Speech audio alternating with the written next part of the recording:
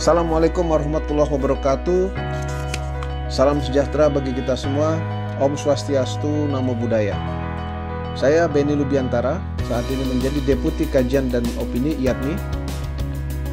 Saya sangat mengapresiasi inisiatif dari kawan-kawan di IATMI UK yang tetap produktif dikala kita menjalani hari-hari work from home. Di Kedeputian Kajian dan Opini, biasanya minimal setiap bulan kami mengadakan forum group discussion. Terakhir kali dilaksanakan 11 Maret kemarin. Inisiatif dari kawan-kawan di IATMI UK ini dapat mengisi kevakuman yang sebelumnya jadi event tetap kita. Saya insya Allah akan mengisi rangkaian acara ini dalam diskusi yang dijadwalkan tanggal 25 April 2020. Sekali lagi, selamat buat kawan-kawan semua. Stay at home, stay healthy, stay connected.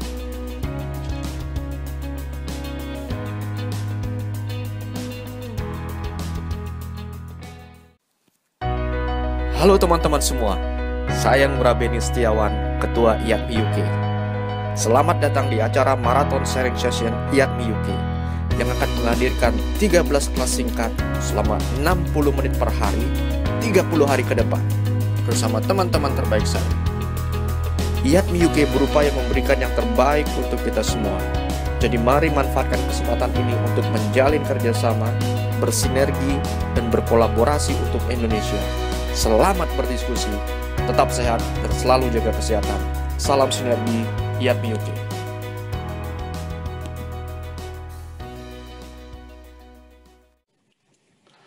Halo, selamat datang, selamat siang kawan-kawan di Indonesia, selamat pagi kawan-kawan di UK dan di Eropa. Selamat bergabung lagi di sesi Marathon Session IATMI UK. Kali ini kita berada di sesi yang ke-17. Kita sudah menjelang garis finish. Tapi besok masih ada satu sesi lagi, yaitu Marathon Ekstra bersama 2 mahasiswa terpilih. Nah, kemudian sebagai penutup, saya juga akan memaparkan satu hal terkait karir di tengah pandemi corona dan juga ketidakstabilan harga minyak. Jadi kawan-kawan diharapkan bergabung di sesi besok, selain memberi semangat ke kawan-kawan mahasiswa, juga kita bisa berbincang mengenai karir lebih detail lagi, karena kemarin kita sudah mendapatkan paparan langsung dari Pak Roni Hendrawan.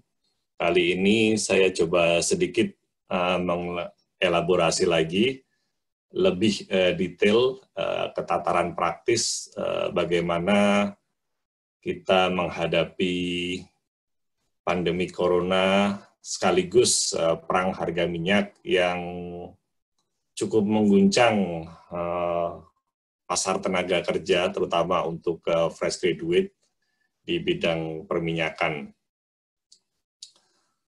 Oke, kali ini kita akan menghadirkan Mas Haria Nugraha. Beliau adalah seorang petroleum geoscience. Saat ini tengah menempuh studi doktoral di Imperial College London. Penelitiannya berfokus kepada submarine landslide atau longsoran bawah laut, sebuah tokoh penting dalam kejadian tsunami di Palu dan Selat Sunda. Submarine landslide atau longsoran bawah laut ini juga berperan penting dalam eksplorasi dan produksi hidrokarbon. Haria lulus dari ITB jurusan Geofisika, kemudian melanjutkan studi S2 di Imperial College London. Kemudian beliau bergabung dengan Universitas Pertamina sebagai dosen, lalu melanjutkan studi doktoral masih di Imperial College London sampai sekarang. Sejak 2017, Haria menjabat sebagai Ketua Wilayah Inggris dan Wales IATMI UK. Oke, selanjutnya waktu dan tempat saya persilahkan kepada Mas Arya.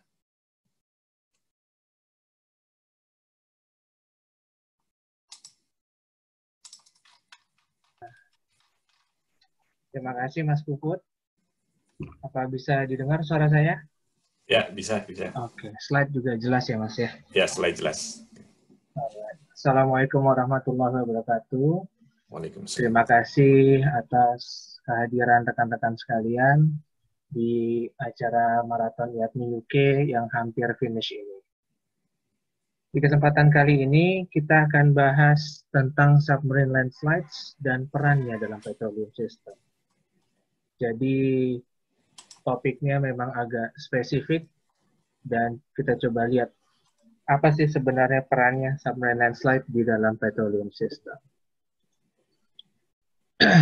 Selama ini kita sudah tahu bahwa yang namanya longsoran bawah laut bisa merusak offshore infrastructure seperti pipeline dan juga anjungan migas. Selain itu juga longsoran bawah laut bisa menimbulkan tsunami. Yang masih segar di ingatan kita, tsunami yang di Palu dan juga di Selat Sunda, di mana submarine landslides atau longsor bawah laut memiliki kontribusi yang cukup penting.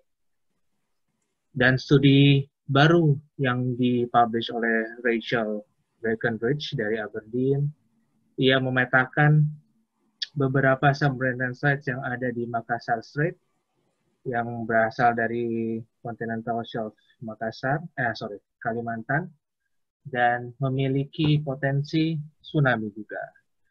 Jadi di mana wilayah ibu kota baru yang sudah minimal bencana masih mungkin juga terpapar oleh tsunami, memiliki resiko terkena tsunami oleh karena adanya submarine landslides.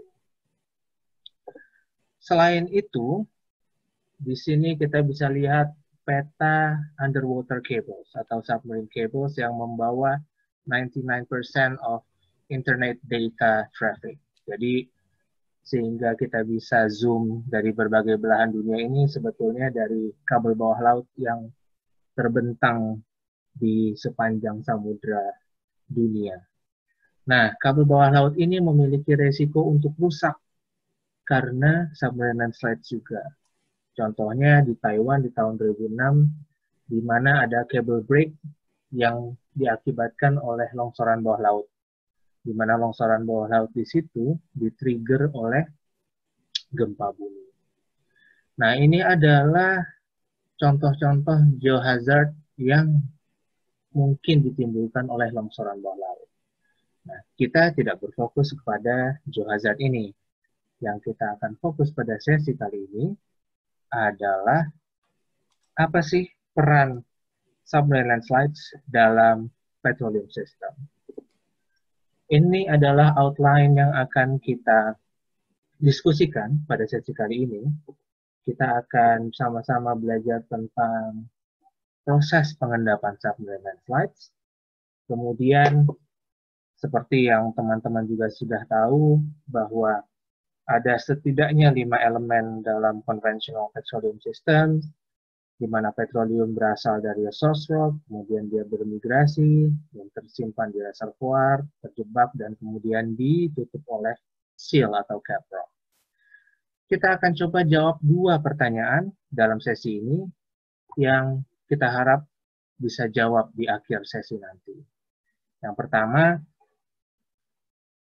bagaimana submarine landslide bisa menjadi reservoir atau mempengaruhi geometri dari reservoir hidrokarbon yang diendapkan di atasnya. Dan juga pertanyaan yang kedua, bagaimana submarine landslide bisa menjadi seal atau cap rock yang efektif untuk hidrokarbon.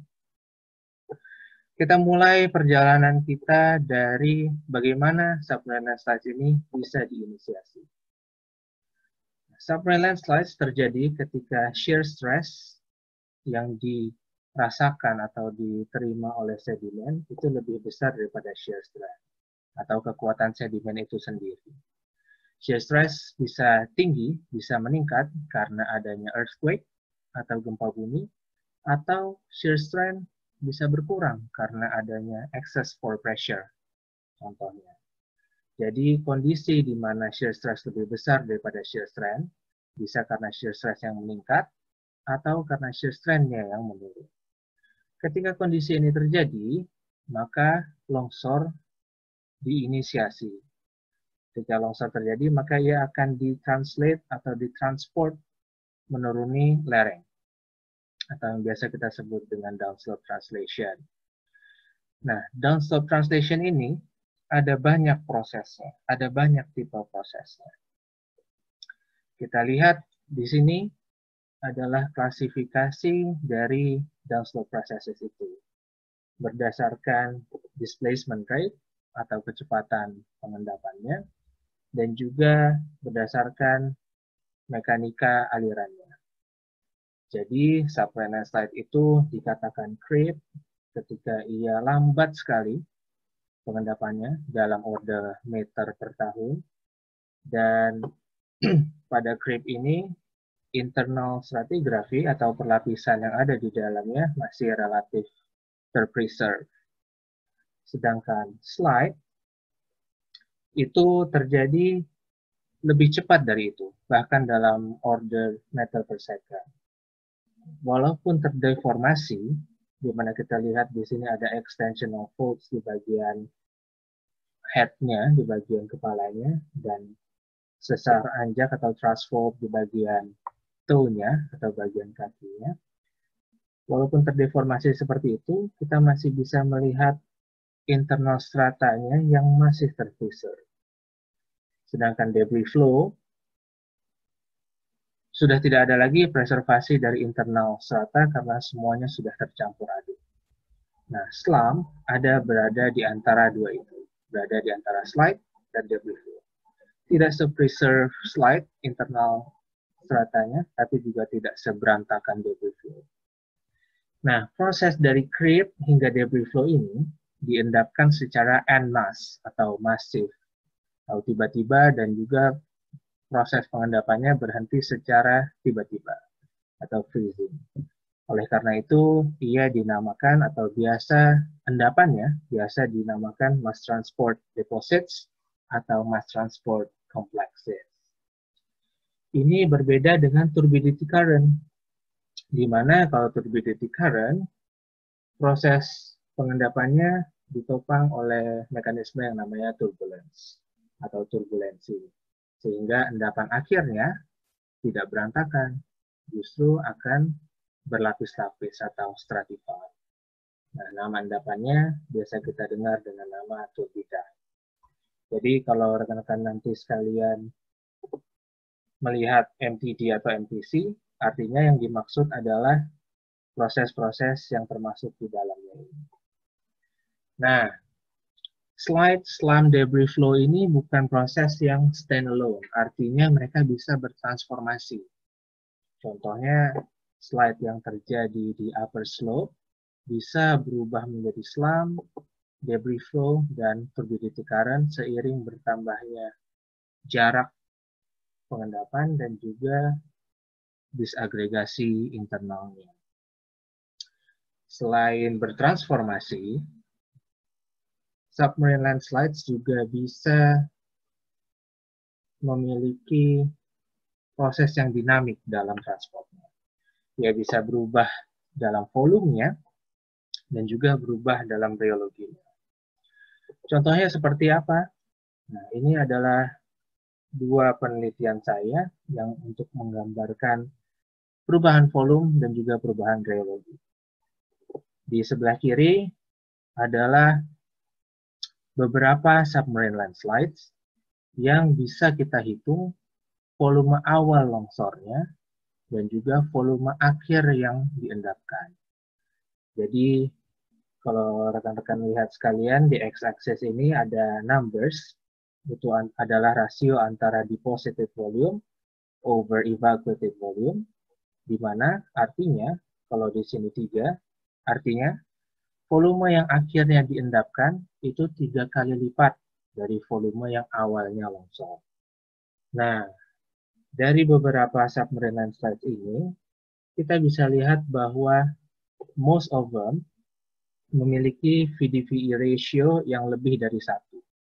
Artinya semuanya erosif, semuanya bertambah dalam volume ketika mereka diendapkan.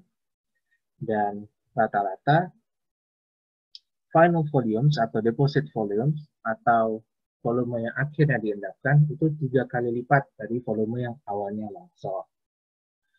Bahkan di case study ini ada Gorgon Slide yang ada di Northwest Shelf of Australia, di mana volume akhirnya yang diendapkan bisa mencapai 13 kali lipat dari volume yang awalnya longsor. Selain bertambah dalam volume, submarine landslide juga bisa terbelah menjadi 2 atau lebih flow cells. Jadi di sini kita lihat awalnya ada surface rupture, ada slope instability, ada potensi longsoran, kemudian longsor itu terjadi, kemudian karena adanya obstacle, longsoran yang tadinya 1 menjadi terbelah menjadi 2 seperti ini, menjadi 2 cells, ada sel A dan B dalam contoh ini. Jadi submarine landslide bisa berubah volume dan juga berubah rheologinya. Ini adalah typical geometry dari submarine landslide yang pada akhirnya diendapkan dan terekam dalam geological record. Di mana kita bisa punya headwall domain yang didominasi oleh extensional features, toe domain atau di bagian depan paling frontal margin dari endapannya yang didominasi oleh contractional features, dan juga translational domain yang ada di antara dua domain itu.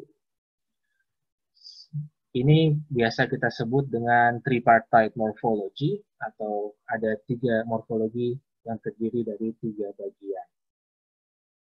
Secara vertikal, kita bisa lihat batas bawah dari submarine landslide itu adalah basal shear surface, yang dimana dia bisa mengerosi substrate, dan juga batas atasnya dibatasi oleh top surface yang memiliki rugosity atau berundulasi.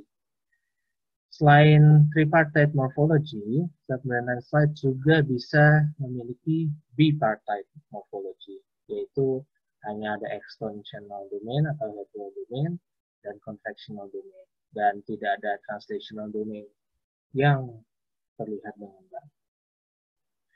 Jadi ini adalah typical geometry dari submarine landslide yang biasa terekam dalam geological record, baik di outcrop maupun di seismic reflection data. Nah, sekarang kita lihat, karena kita berbicara tentang flat flowing system, kita akan lihat seperti apa ekspresi dari submarine landslides di subsurface datasets yang biasanya available untuk kita. Kita akan lihat dari seismic reflection, dari well log, dan juga dari core data. Sekedar mengingatkan untuk teman-teman yang jarang menggunakan seismic data, di mana seismic reflection data ini diperoleh dari gelombang seismik yang dipancarkan oleh airgun di sini untuk kasus offshore. Kemudian gelombang seismik itu akan terrefleksi di setiap batas lapisan dan kemudian direkam oleh hydrophone. Setiap batas lapisan ini kemudian setelah direkam dan diproses, kita akan memiliki seismic image seperti ini, di mana setiap garis ini, setiap refleksi ini, itu menandakan acoustic impedance contrast, atau batas lapisan yang menandakan adanya perubahan densitas dan juga kecepatan gelombang. Sebagai contoh, ini adalah seabed atau dasar laut yang memiliki refleksi yang continuous dan juga amplitude yang strong. Ini terjadi karena adanya kontras yang besar antara water dengan sedimen. Nah, di sini kita bisa lihat bahwa sedimen yang berlapis-lapis ini akan berlapis-lapis juga ketika kita lihat di seismic data. Sedangkan kita harus tahu bagaimana kira-kira mass transport complexes ekspresinya dalam seismic reflection data.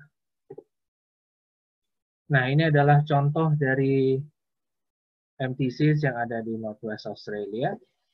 seperti yang tadi telah kita tahu bahwa batas bawahnya adalah basal surface, di mana kita bisa melihat adanya grooves. Grooves ini adalah salah satu indikator terjadinya erosi dan juga bisa kita jadikan indikator dari kemana transport direction dari si submarine slide ini. Sedangkan batas atasnya ia rugus berundulasi seperti ini dan juga internal characters dari reflectionnya itu chaotic dengan amplitude yang bervariasi. Tidak berlapis-lapis seperti yang kita lihat sebelum ini. Nah, ini adalah expression dari submarine slides atau MTCs yang biasa kita lihat. Dan MTCs memang paling mudah untuk diidentifikasi dari submarine slide, dari seismic reflection data. Nah, sedangkan kalau kita lihat dari well data, yang paling mudah kita lihat dari deep data yang ini diturunkan dari image logs, di mana MTD memiliki deep magnitude atau besaran kemiringan lapisan yang bervariasi dan juga arah kemiringan yang bervariasi. Ini kontras dengan turbidites yang memiliki kemiringan lapisan, arah dan magnitude-nya yang relatif konstan. Sehingga di core data kita bisa lihat turbidite berlapis-lapis seperti ini. Sedangkan MTD, kita bisa lihat berbagai macam deep angle dan juga deep magnitude yang ada. Ini adalah contoh yang chaotic. Nah, itu adalah ekspresi MTD atau submarine slide dari well log dan juga core data. Sekarang kita coba untuk menjawab pertanyaan pertama kita. How could submarine slides act as or influence the geometry of hydrocarbon reservoir? Dia bisa menjadi reservoir on its own dan juga bisa menginfluence geometri dari reservoir yang diendapkan setelahnya. Kita akan ambil contoh Statfjord Field untuk kasus yang ini, reservoir on its own, dan juga dari Northwest Borneo untuk bagaimana ia mempengaruhi geometri dari turbidite yang ada atau yang diendapkan setelahnya. Nah, ini adalah Statfjord Field di North Sea, offshore Norway, di mana trapping mechanisms-nya adalah tilted fault blocks yang terbentuk karena late Jurassic rifting. Nah, crash atau puncak dari salah satu tilted fault blocks ini karena tidak stabil, akhirnya collapse, sehingga mengendapkan submarine slides. Nah, submarine slides di sini terdiri dari relatively intact slide blocks. Jadi kalau rekan-rekan sekalian ingat bahwa slide walaupun terdeformasi masih memiliki preservasi internal strata yang cukup baik. Nah, blok ini terdiri dari fluvial sandstone, artinya memang berpotensi menjadi reservoir. Hanya ia terdeformasi karena adanya submarine slide. Untuk itu, pasti ada challenge-nya untuk memproduksi dari hidrokarbon dari submarine slides ini. Kita akan lihat apa tantangannya. Ini adalah hal yang sama, Statfjord Field juga, di mana kita bisa lihat bahwa kita akan lihat reservoir properties bisa termodifikasi as a function of ground slope translation. Nah, di sini sebelah kanan atas itu adalah plot, di x-axisnya adalah transport direction atau transport distance, sedangkan y-axisnya adalah porosity. Dan ini adalah contoh dari earthy formation yang memang sandstone dominated. Kita bisa lihat bahwa porositas dari sandstone itu terus meningkat sampai pada suatu titik ia menurun drastis, seiring dengan bertambahnya jarak dari headwall domain. Nah, kenapa bisa meningkat secara cukup signifikan? Diinterpretasikan bahwa porosity dari slide blocks dari fluvial sandstone itu di-enhance oleh fracture porosity, di mana blok itu ketika dia ditransport akan terpecah-pecah, dan ketika mereka terpecah akan menambah porosity dari reservoir tersebut. Tapi bila semakin bertambah pecah-pecahnya, semakin kecil ukurannya, dia akan bisa tercampur atau termixing dengan clay, sehingga proses pencampuran dengan clay ini akan menurunkan secara drastis porositasnya. Sedangkan contoh dari runoff formation yang ada di bawahnya ETIF, itu runoff formation ini dekat atau diendapkan directly di atas clay dominated formation, sehingga ketika terjadi longsoran, ia akan langsung bercampur dengan clay, dan consistently porositasnya akan turun seiring dengan bertambahnya jarak dari head wall. Nah, ini perubahan porositas ini yang bergantung pada jarak antara dari head wall hingga to domain itu membuat tantangan tersendiri, yaitu reservoir compartmentalization. Jadi reservoir yang ada di field ini menjadi tercompartmentalize karena adanya variasi reservoir properties. Nah, kita lihat contoh lainnya, yaitu di Northwest Borneo, di mana submarine landslide bisa mempengaruhi geometri dari reservoir yang diendapkan di atasnya.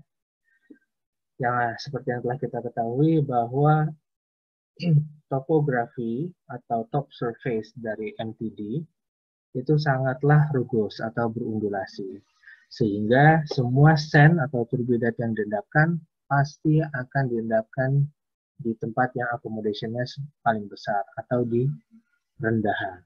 Jadi ketika ada rendahan, maka disitulah turbidat akan diendapkan. Nah, proses ini bisa terjadi beberapa kali karena ada repeated slope failures, artinya MTD diendapkan, kemudian turbidat diendapkan. Kemudian terjadi lagi gaya tektonik misalnya, sehingga mengendapkan MTD lagi, kemudian turbidat diendapkan setelahnya.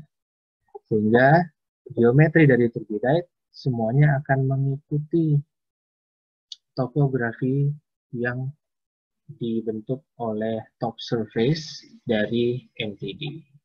Sehingga akhirnya semuanya akan di-heal dan slope failure tidak terjadi lagi. Itu contohnya.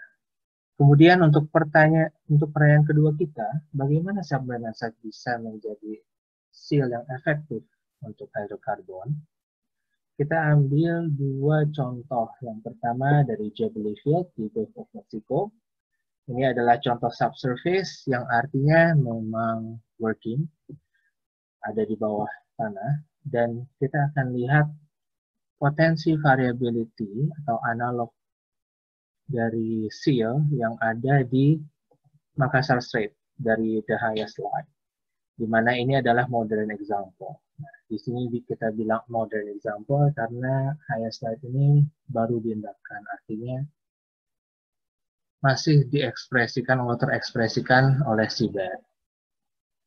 Nah, kita akan lihat case study pertama, Jubilee Field.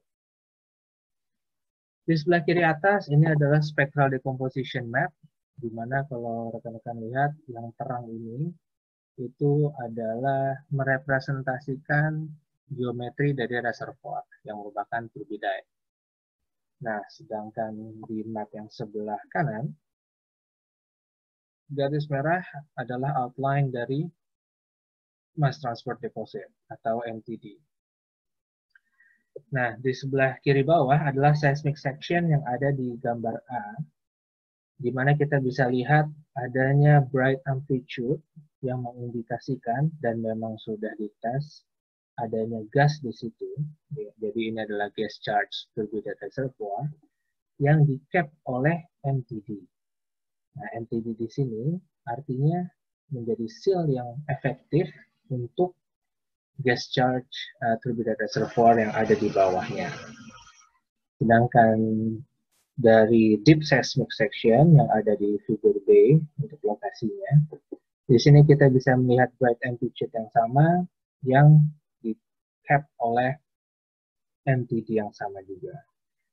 Jadi Dari hasil interpretasi mereka, dari Sebastian Cardona, dari CSM, jadi MTD yang menjadi seal yang efektif itu bila litologinya didominasi oleh mudstone yang kemudian intensely sheared during transport. Jadi mudstone ini mengalami shearing yang kemudian meningkatkan potensinya untuk menjadi seal yang baik.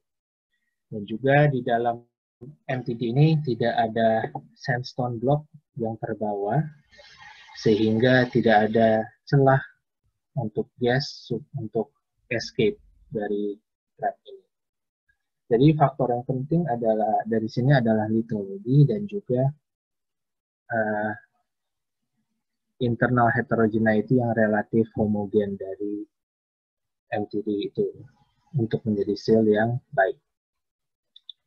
Sedangkan dari Dahaya slide, ini adalah schematic model dari Dahaya slide di mana di bagian dalamnya atau inner part ini terdiri dari debris atau endapan dari debris flow yang memiliki yang cukup homogen seperti yang kita lihat di Jubilee Field sebelumnya.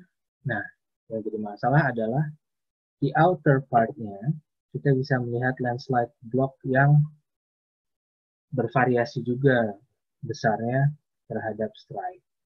Artinya, ada variasi internal MTC atau MTD secara longitudinal dan juga secara long strike yang memungkinkan bila ia menjadi seal, ia akan fail. Nah, artinya ada tempat-tempat yang didominasi oleh debris yang bisa menjadi seal yang baik untuk hidrokarbon. Ada juga tempat yang menjadi potensi leaking hidrokarbon di dalam MTC itu. Artinya memang tidak semua MTD bisa sealing dan juga tidak semua MTD walaupun dia dalam satu bagian itu akan sealing semua.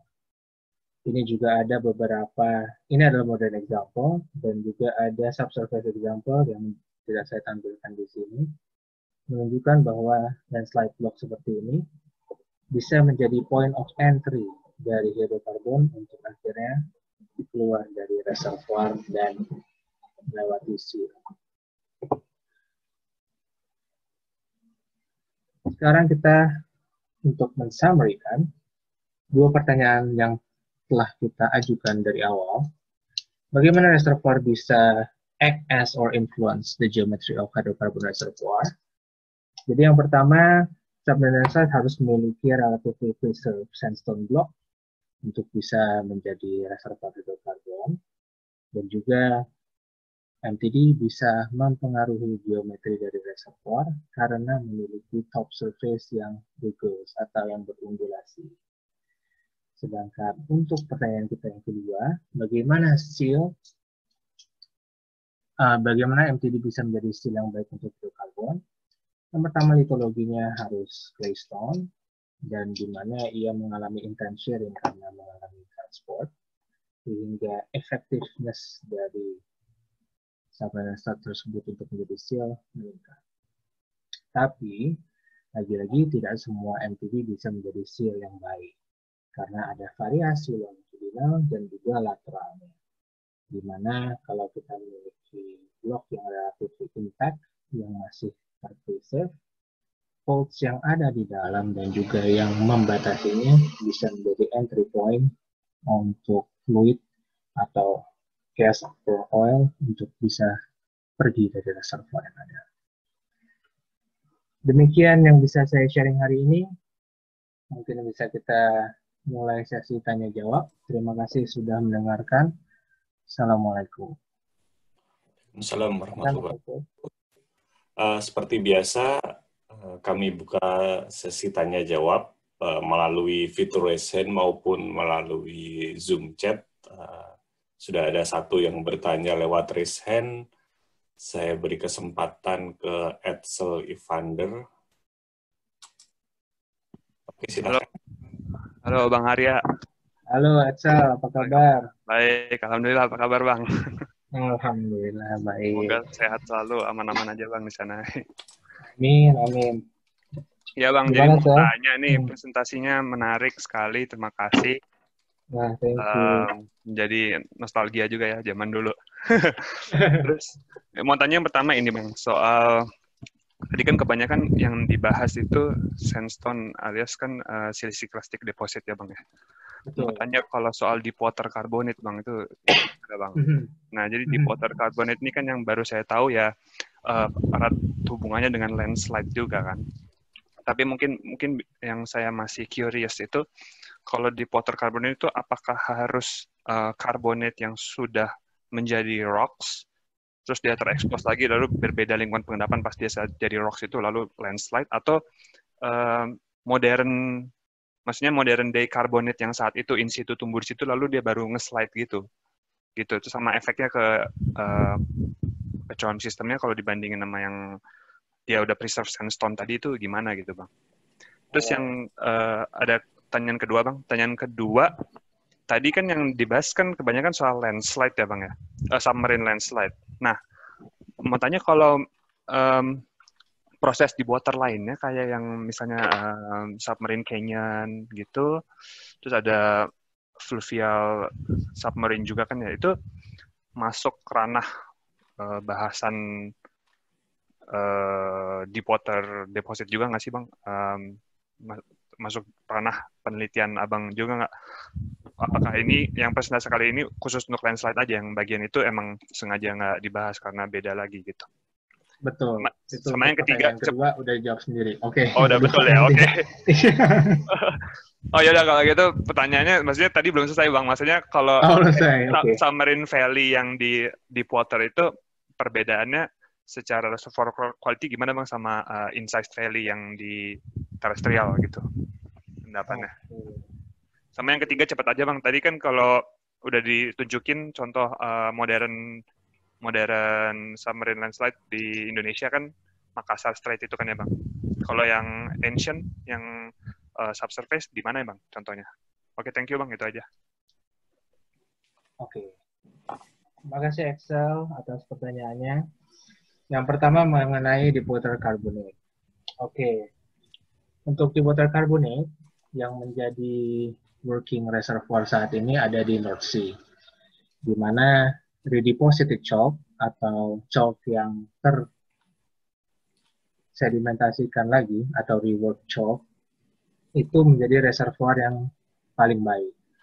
Karena ketika in situ deposition terjadi, maka uus atau chalk itu akan weakly cemented. Nah, sebisa mungkin sebelum mereka litified, mereka sudah mengalami reworking atau redeposition. Sehingga semen yang tadinya awalnya terbentuk bisa langsung di get rid of. Jadi sehingga ketika redeposit itu terjadi, excess pore pressure bisa meningkat dan itu bisa menjadi ruang buat hidrokarbon untuk tinggal. Ini ada papernya di mana rework chalk memang memiliki reservoir properties yang lebih baik daripada in situ chalk. Dan yang rework chalk ini, kalau saya nggak salah, porosity-nya akan increase ketika dia redeposited dibandingkan ketika dia in situ. Itu yang pertama, Axel. Untuk yang kedua, perbedaan antara reservoir di submarine valley dan juga incised valley yang ada di fluvial tentu beda.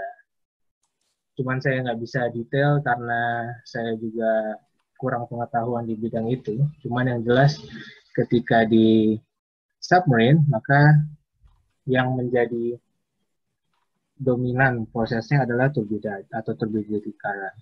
Sedangkan yang ada di incised valley fluvial itu rata-rata traction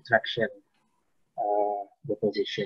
Nah, untuk pertanyaan yang ketiga, tadi apa ya misalnya?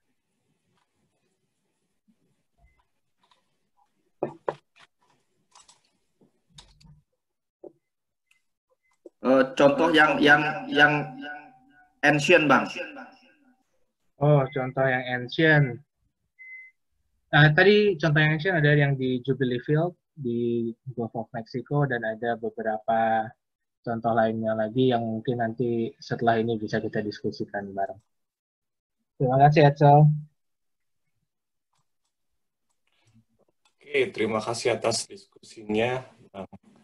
Ada satu lagi penanya lewat raise hand. Ini saya kasih kesempatan ke Maulin. Silahkan.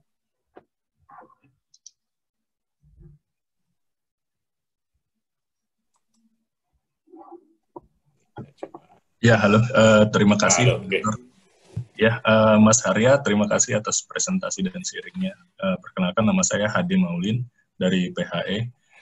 Menarik sekali. Pertanyaan saya sebenarnya secara umum mengenai apa yang terjadi di Delta ya. Kaitannya juga dengan tadi slide gitu ya. Apakah ada rasio yang baku gitu, hasil penelitian tertentu, antara sedimentation rate dengan terjadinya tutra sistem di distalnya gitu ya. Itu kan atau dengan antara sedimentation rate dengan misalnya slope berapa derajat slope yang tersedia agar bisa sliding gitu. Seperti itu mungkin pertanyaannya. Terima kasih sebelumnya. Terima kasih Mas Hadi Maulin. Ini pertanyaan yang menarik. Jadi rasio antara sedimentation rate dengan total system atau sedimentation rate dengan slope angle sebetulnya belum ada, tapi dari banyak contoh yang ada, memang diasosiasikan bahwa high sedimentation rate itu bisa menjadi precondition untuk terjadinya atau diinisiasinya submarine landslide. Di mana high sedimentation rate ini bisa selain mendevelop excess pore pressure yang kemudian akan mengurangi shear strength dari sedimen, dia juga bisa meningkatkan slope angle atau akan terjadi slope oversteepening, di mana ketika slope-nya itu sudah sangat miring, itu akan mendrive suatu sistem delta itu untuk fail. Jadi jawabannya adalah rasio antara sedimentation rate atau dengan total system atau slope angle itu tidak ada, tetapi korelasi antara ketiga itu ada. Karena mungkin adanya variasi di antara banyak contoh, tapi yang jelas ketiga proses itu, sedimentation rate, slope angle, dan total system, memiliki keterkaitan satu sama lain. Oke. Boleh nambah nggak satu lagi pertanyaannya? Boleh, silakan Mas Adi. Ya, jika belum ada gitu ya, kemudian pertanyaannya berkembang menjadi lebih apa ya, lebih kemana chance-nya untuk terjadinya failure gitu di sistem planar atau di sistem yang listrik? Oke. Dua-duanya bisa. Oh bisa, oke. Nah, sebenarnya bisa. Yang akan membedakan adalah geometri akhirnya. Dimana kalau misalnya dia listrik, maka akan slide yang akan terbentuk.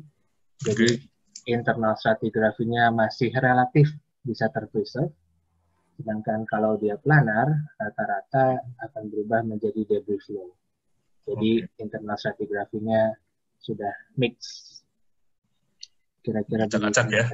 Udah berantakan. Iya, berantakan. Oke, makasih banyak Mas Arya. Assalamualaikum. Terima kasih banyak Pak Tadi. Waalaikumsalam. Oke, terima kasih atas jawabannya Mas Arya. Ini ada beberapa pertanyaan yang lewat chat, mungkin bisa dicek di WhatsApp-nya Mas Arya. Oke.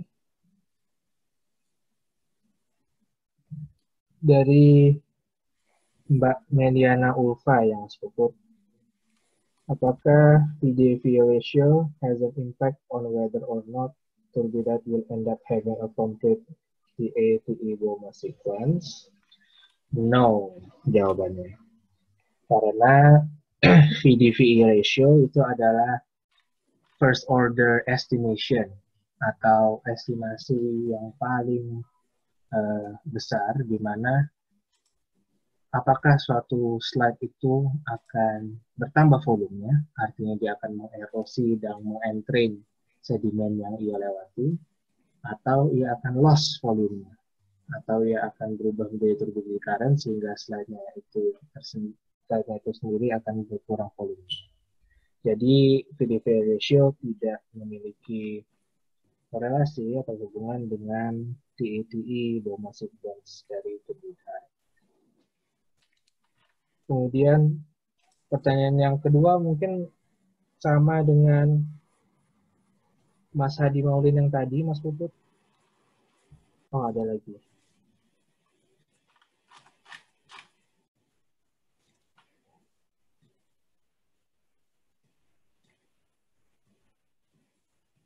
Oke. Apakah ada data supplemental site yang dapat dibagi untuk kepentingan geohazard, khususnya tsunami? Oh, mungkin bisa saya kasih beberapa paper tentang tsunami dan geohazard, tsunami yang di-trigger oleh supplemental site ke Mas Rian nanti ya. Mas Rian ya, mungkin bisa kontak saya setelah ini. Kemudian, apakah ada contoh discovery, baik komersial atau proses hidrokarbon di deposit organik itu sendiri? Contohnya, hidrokarbon yang terperangkap di fault atau injection deformation front, crevasse. Ya, ini adalah salah satu contoh yang saya kasih tadi, di mana submarine slide atau MTD di bagian headwall domainnya, yang terdiri dari intake slide blocks of fluvial sandstone bisa menjadi producing reservoir. Contohnya di start field. Oke, untuk lebih dalamnya bisa juga kontak saya setelah ini. Mas Septama.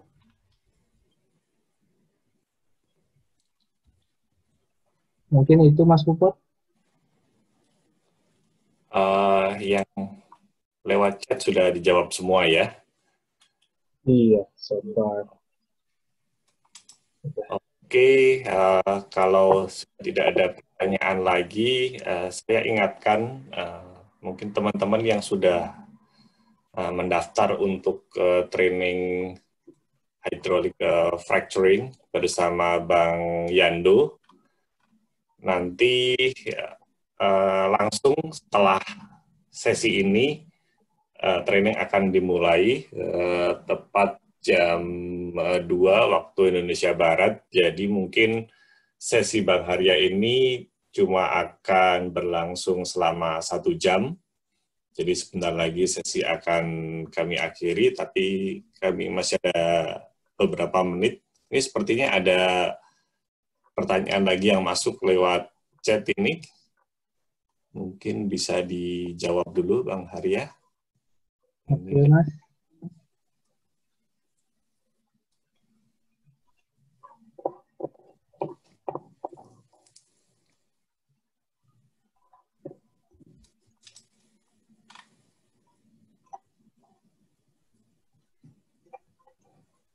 Oke, dari Mas Giovanni ya. Any impact to organic materials deposition?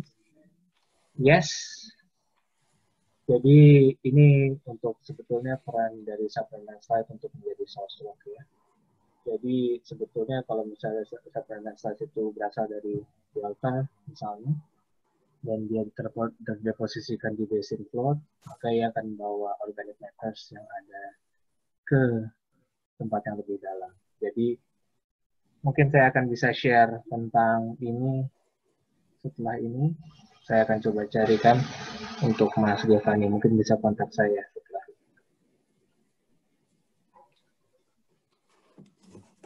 Oke, terima kasih atas diskusinya Mas Haria. Jadi saya ingatkan lagi, silahkan isi surveinya terlebih dahulu. Alamatnya ada di layar. Saya juga sudah ketik di Zoom chat, https://tinyurl.com sesi 17.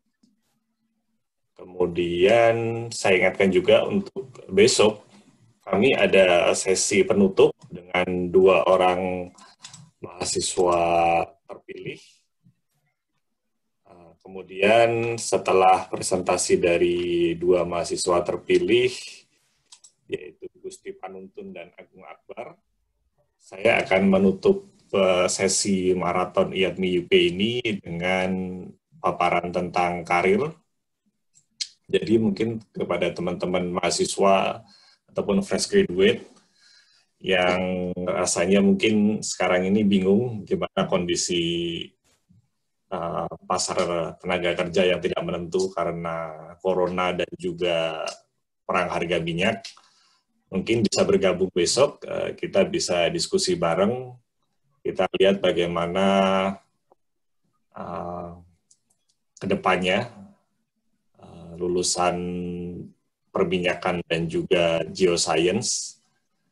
Mungkin bukan sebuah jawaban pasti, tapi setidaknya kita bisa berbincang, kita bisa melihat bagaimana tren industri ini ke depannya, apa saja yang harus kita persiapkan, sehingga pada saat pandemik ini sudah berlalu, kita punya senjata yang lebih untuk menghadapi kompetisi yang lebih ketat. Oke, kalau sudah tidak ada pertanyaan lagi, mungkin dari Bang Haria ada closing remark yang ingin disampaikan? Oke, Mas Puput, mungkin saya bisa share bahwa submarine landslides ini sebetulnya adalah subjek research yang multidisiplin, di mana sedimentologist banyak yang tertarik, structural geologist juga, geotechnical engineers juga, modelers juga untuk pemodelan tsunami dan juga impact assessment terhadap offshore infrastructures, jadi berhubungan ke facility juga. Jadi mungkin kalau misalnya ada teman-teman atau rekan-rekan yang ingin bertanya lebih lanjut dan berkolaborasi, bisa coba kontak saya melalui Twitter, Instagram, LinkedIn, dan juga kalau misalnya teman-teman mau lihat beberapa publikasi, bisa lihat di ResearchGate saya. Terima kasih banyak atas kesempatannya, IATMI UK dan teman-teman atau rekan-rekan semua yang sudah hadir, dan selamat berpuasa bagi yang berpuasa. Terima kasih. Assalamualaikum warahmatullahi wabarakatuh. Waalaikumsalam warahmatullahi wabarakatuh. Oke, dengan demikian kami akhirkan sesi kali ini. Sampai jumpa di training fracturing bagi yang mengikuti, dan sampai jumpa lagi esok dengan dua orang mahasiswa, Gusti Panuntun dan juga Agung Akbar, dan juga dengan saya di sesi Bincang Karir. Sampai di sini, sekian, salam sinergi. Assalamualaikum warahmatullahi wabarakatuh.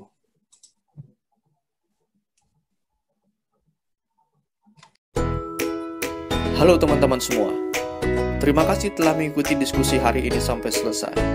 Semoga teman-teman bisa mendapat manfaat dari acara hari ini. IATMI UK akan mengirimkan survei evaluasi setelah acara ini. Jadi kami mohon saran dan juga kritik untuk perbaikan di masa depan. Terima kasih dan sampai jumpa di sesi maraton berikutnya. Tetap sehat dan jaga kesehatan. Salam sinergi, IATMI.